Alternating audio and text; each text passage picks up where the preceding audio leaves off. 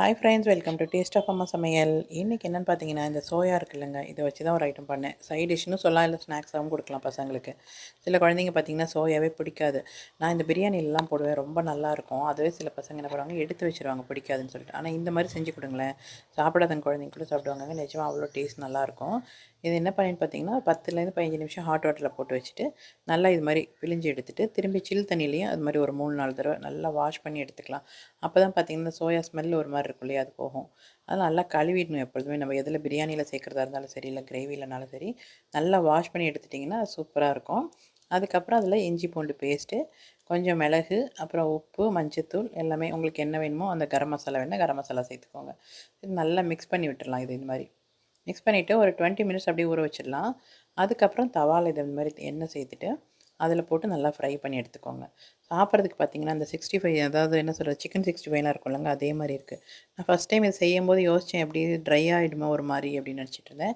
ஆனால் அப்படிலாம் இல்லாமல் நல்லா ஜூஸியாக சாப்பிட்றதுக்கு, இந்த மயோனீஸோட டொமேட்டோ சாஸோட சாப்பிட்றதுக்கு ரொம்பவே நல்லா இருக்குங்க. நிச்சயமாக ட்ரை பண்ணி பாருங்கள்.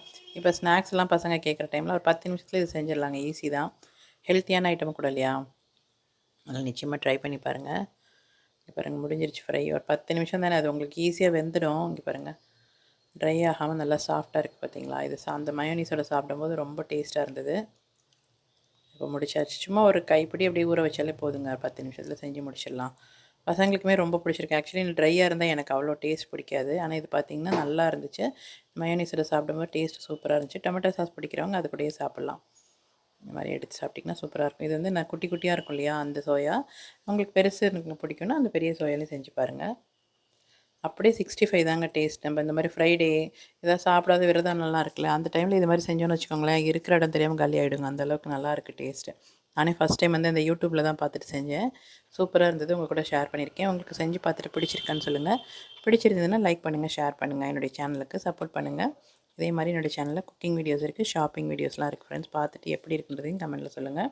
புதுசாக பார்க்குறவங்களா இருந்தால் மறக்காமல் சப்ஸ்கிரைப் பண்ணிக்கோங்க. தேங்க்யூ.